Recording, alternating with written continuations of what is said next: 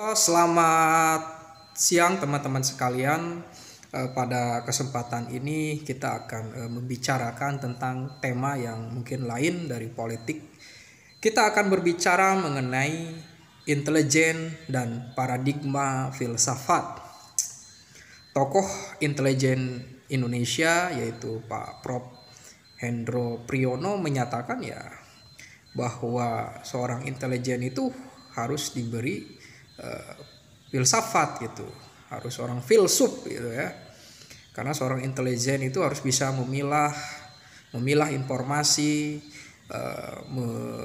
mendapatkan informasi yang valid, yang benar tentang suatu keadaan, peristiwa untuk kebutuhan tertentu, baik untuk keamanan, baik untuk bisnis gitu kan, intelijen gitu kan. Untuk mendapatkan informasi gitu kan. Di dalam filsafat ada pendekatan fenomenologi. Jadi fenomenologi ini suatu metode berpikir filsafat dari Edmund Husserl. Jadi Edmund Husserl ini dari Jerman, pendiri pendiri fenomenologi gitu kan. Jadi dia ingin bahwa kita ini tidak berjarak dengan realitas gitu kan. Kita menunda dulu segala asumsi kita tentang sesuatu yang kita pikirkan gitu kan. Jadi realitas itu harus datang apa adanya gitu kan. Jadi kita bisa menganalisis tentang suatu peristiwa. Jadi sesuatu yang apa adanya itulah yang disebut dengan realitas, bukan suatu konsep atau sesuatu yang sudah dibatasi oleh konsep. Karena di dalam fenomenologi realitas itu melebihi sesuatu yang terkonsepsikan atau yang terbahasakan, bahwa manusia itu lebih banyak mengalami daripada membahasakan atau memikirkan suatu konsep gitu. Jadi fenomenologi itu adalah penghayatan kepada suatu pengalaman. Maka metode fenomenologi itu menjadi suatu pendekatan yang sangat penting di dalam intelligence, karena dia tentu saja ketika dia menyelidiki tentang suatu subjek gitu kan, dia harus hidup di sana gitu kan. Dia harus terlibat dengan apa yang dia cari gitu, tidak hanya sekedar mencari informasi gitu kan. Misalnya sang intelijen ini hidup untuk mempunyai tugas untuk menyelidiki, mengumpulkan informasi tentang kelompok radikal gitu kan. Dia harus hidup di sana. Dia harus menghayati, dia harus menunda semua asumsinya itu untuk mendapatkan esensi kenapa mereka itu melakukan tindakan radikal itu, selain untuk mendapatkan informasi tentang tindakan atau kegiatan para kaum radikal itu. Bahkan fenomenologi ini kan menjadi suatu metode filosofis yang sangat tidak menutup kemungkinan bahwa kita benar-benar menjadi lebih tajam untuk memahami dunia manusia ini kan. Ya tentu saja pilihan metode fenomenologis ini dipakai oleh para filsuf. Misalnya ada Heidegger atau Martin Heidegger, ada Paul Ricoeur, Jean-Paul Sartre, itu menggunakan fenomenologi gitu kan. Jadi untuk sekedar tidak hanya mendapatkan informasi tanpa penghayatan itu tentu akan sulit untuk dianalisis gitu kan. Meskipun untuk hanya sekedar informasi saja kan itu mudah didapat gitu kan.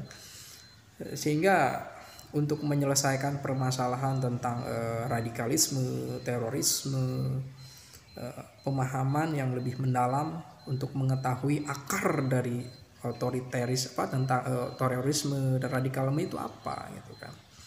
Mereka harus hidup bersama mereka gitu kan. Jadi harus dihayati gitu kan. Inilah baru kita tahu gitu akar permasalahannya gitu.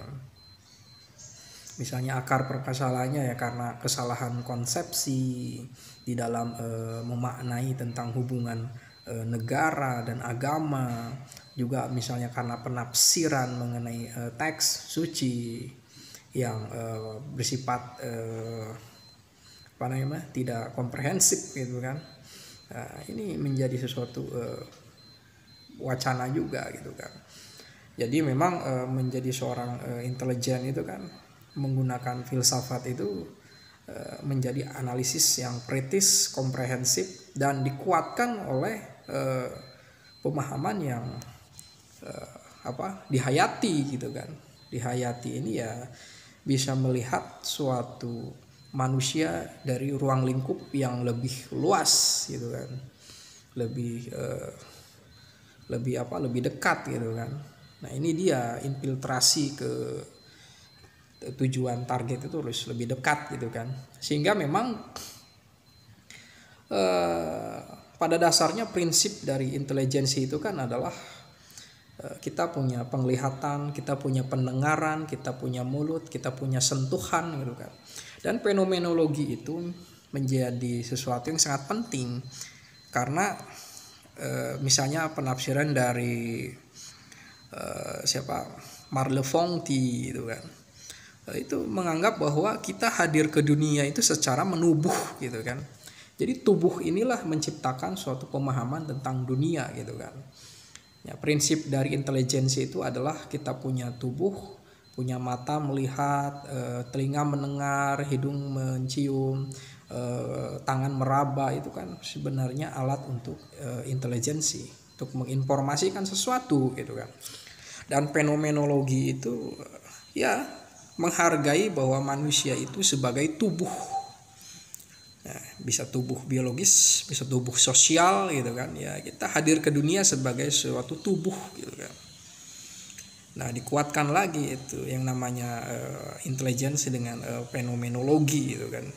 Jadi kita ini sebenarnya disadari atau tidak disadari selalu melakukan tindakan intelijen gitu, mengumpulkan informasi, mengamati sesuatu. Cuma memang para intelijen itu ya dia lebih punya intensif yang lebih pemahaman yang intensif, lebih was-was, lebih cekatan, karena dia itu tugas dia untuk mengumpulkan informasi seperti itu.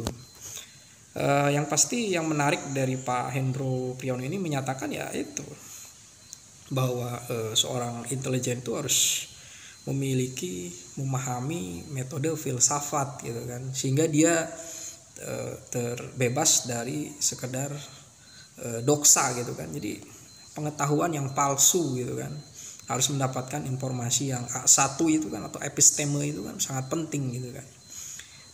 Sebagaimana dikatakan oleh Alvin Toffler atau para pemikir futurolog bahwa zaman kita ini saat ini adalah zaman informasi gitu kan. Informasi atau knowledge bisa menjadi power gitu kan. Nah di sana kebutuhan intelijensi ya, ini sesuatu yang penting juga.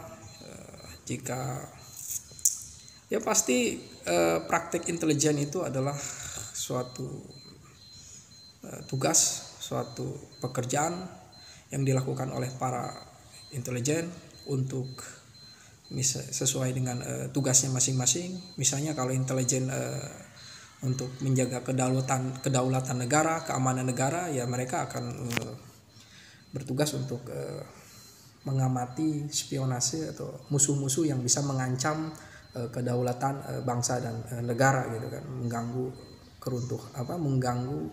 stabilitas negara gitu kan. Ya informasinya seperti itu gitu kan. Dan ini sangat menarik karena sepertinya Pak Hendro Priyono sudah membangun fondasi tentang dunia intelijen di Indonesia. Harus rasional, harus bijaksana, mungkin intelijen harus bijaksana gitu kan. Sangat penting sekali, harus bijaksana dan tentu saja harus bekerja untuk kepentingan bangsa dan negara gitu kan. Terima kasih.